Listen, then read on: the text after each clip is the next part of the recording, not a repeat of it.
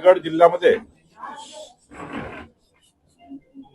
जिल्हाधिकारी यांच्या कार्यालयामध्ये महसूल, मुद्रांक आणि भूमी अभिलेख विभागाचा आढावा त्या ठिकाणी घेतला।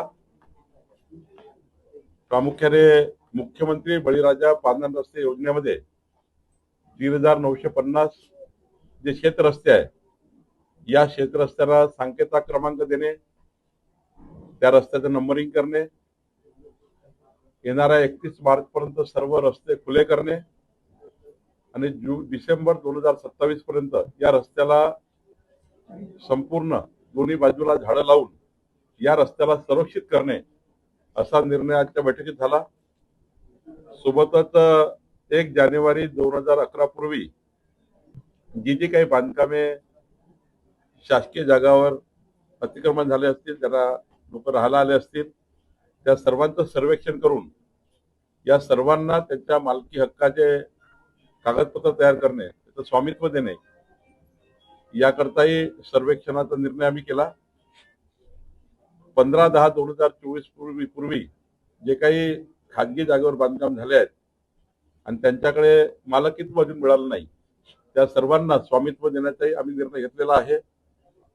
सोबतच या जिल्ह्यामध्ये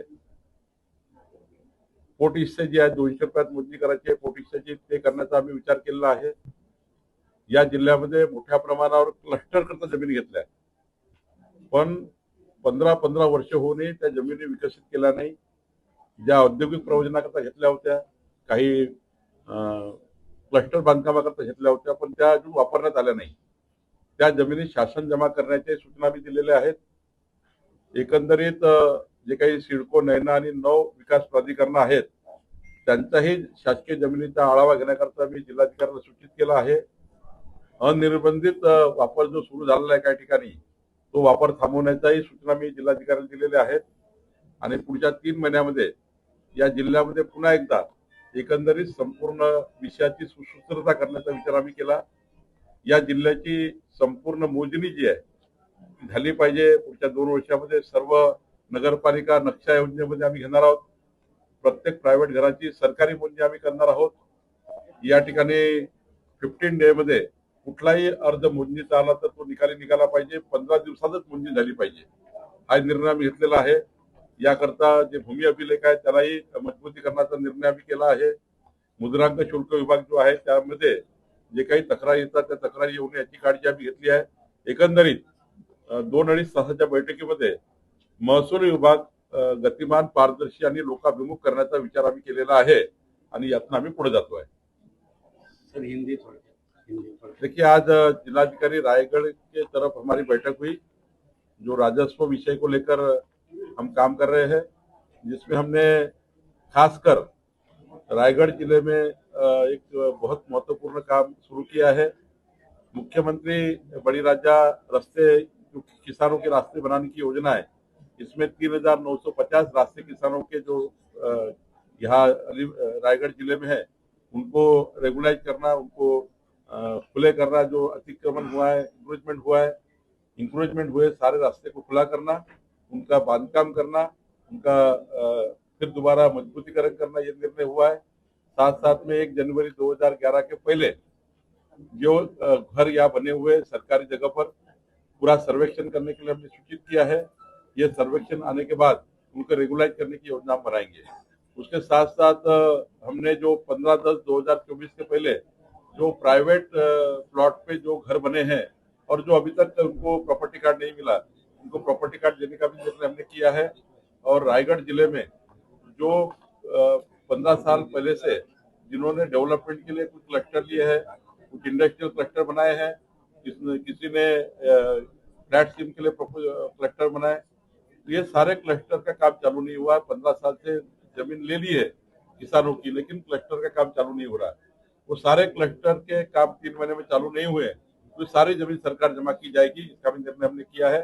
साथ साथ में इस महाराष्ट्र में किसान जो है, अगर किसी किसान की जमीन आपको किसान के वापर के लिए लेनी है, एक किसान को दूसरे किसान को जमीन लेनी है तो अलाउ है, लेकिन जिसके पास जमीन नहीं वो किसान की जमीन नहीं ले सकता। ये भी निर्णय लिया है। और 3 साल के अंदर किसान ने कोई भी जमीन पड़ित नहीं रखनी चाहिए, उसका यूज करना चाहिए, ये भी निर्णय हमने लिया है।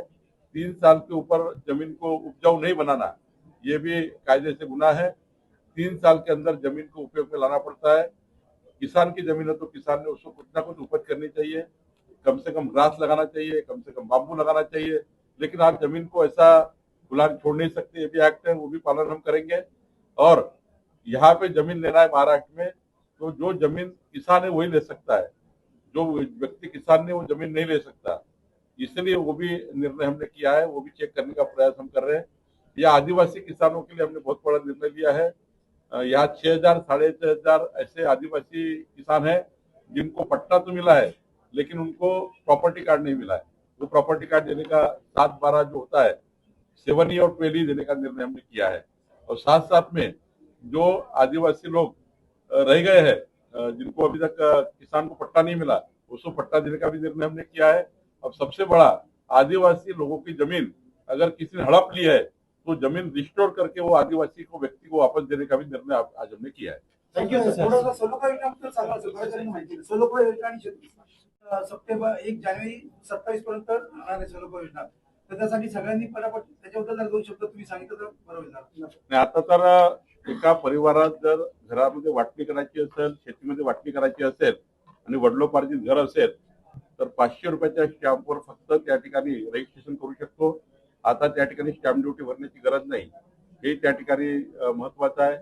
काही मुद्रांक शुल्काची कमी जास्तपणा झाली असेल ती सलोखा योजनेमध्ये दुरुस्त करून देण्याची मुदत दिलेली आहे. त्यांनाही कुठलाही दंड आकारला जाणार नाही. आणि या ठिकाणी अशा अनेक योजना आपण मुद्रांक विभागात राबवतो. Thank you sir.